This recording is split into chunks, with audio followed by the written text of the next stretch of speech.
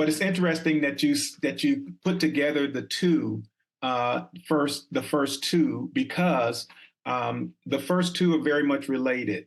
The first myth, the myth of belonging, says that somehow they lowered the standards for you and you really don't belong here, but you made it in through a side door, right? But that second myth, the myth of inferiority, says that everyone else is better than you, right?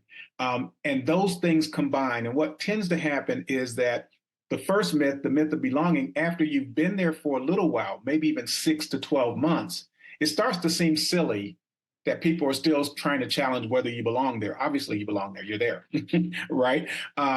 So they don't necessarily stop that myth, but that myth sort of yields to the inferiority myth, because it makes more sense that they say, oh, well, you might belong here, but you're just not as good as your peers.